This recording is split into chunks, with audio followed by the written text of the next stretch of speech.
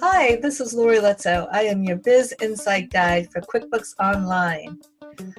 All right, so I want to share my screen with you and get you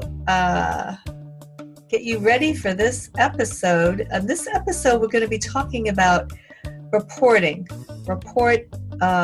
Basically a reporting overview. It's not everything. Again, it's just the basics. Okay. We just want to get you started. So let me share my screen. All right, we are in Ann's advertising agency. And we're going to come down here because we've been working with this left-hand side. This is our dashboard, by the way. We can put our logo here.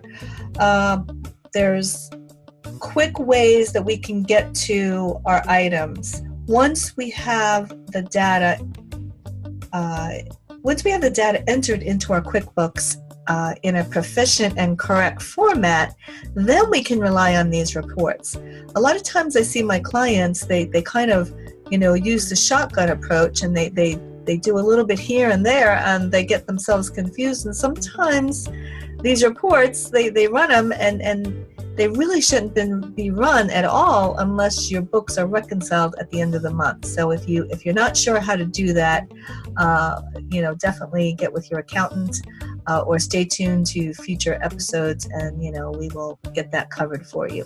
So this is just a basic for reporting. Okay, so when it comes down here, we just kind of want to get you familiar with what is out there. Okay, so you can come down here and basically just see what the headers are. You can have favorite reports, and you can select them from the list below. Okay, so you've got your business overview reports, and that's typically your financial statements. Again, don't run any of these reports because they won't be accurate unless you do your bank and credit card reconciliations at the end of the month. Okay, and trust me on that, it does make a difference, and you definitely want to make sure you get everything reconciled. That being said, the importance of reconciling is that you are making sure you have all of your income and all of your expenses recorded. Okay, so now we come down here. Who owes you? These are reports you can run, and these are standard reports that you should be running probably on a daily basis. So I recommend the accounts receivable aging summary report. You can also run probably open invoices. That would probably give you some more detail that's in the accounts receivable aging summary. But for this area, probably you just want to stick with the accounts receivable aging. All right. Sales and customers. This is a really good report that I like because you can see income, like who you can filter this report, and I'll just show you this real quick. All right. And you can do a filter on this report that shows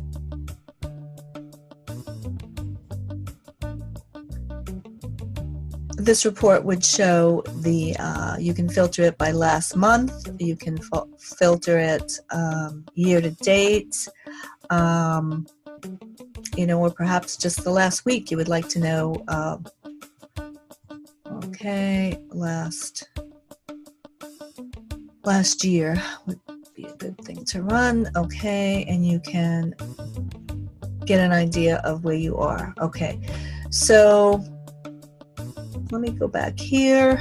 All right, so you are creating a favorite list. So far we have accounts receivable aging, we've got balance sheet, profit and loss. All right, customer contact list. That's probably a good one to have. Don't know that you have to print that out. This is for inventory. We're not getting that deep at this point. All right. And sales by customer summary.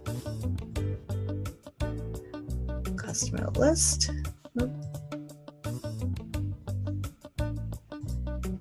Okay, it's not letting us save that one. Okay. All right. Now, accounts payable aging report. Yes, you definitely want that one. That shows you all the bills that you owe that you have to pay. Okay. You might want to run a open purchase order list. That'll show you all your open purchase orders, so you can make a determination on bills that you will be receiving. If you have sales tax, you definitely want to pay attention to this area, so I would recommend definitely running the sales tax liability report. Then you can also run, if you have employees, you definitely want to do a activity report for your employees on their time. And these are the reports that you would be running for your accountant at month end. Okay, and here are additional payroll reports that you can also run: vacation, sick leave. All these things can be set up. I recommend the payroll summary report that has a lot of that in there. Okay, so now you see all the reports up here. Okay, and that there's a lot more to this, and this is just a general overview of the reporting. If you come in here, you can create a custom report when you're in a report and then save it here. And then you can also have monthly management reports once you get everything reconciled. This is a good point to set things up for management, so they can see where they're at with their business. Okay, so this is just the basic overview of reporting, and we wanted to get you familiar with that. All right, great. So let me get us back here and let you know that we are completed with the overview here for reporting basics. Okay, great. This is Laurie Letzo, your Biz Insight guide, and we will see you in another episode. Bye-bye.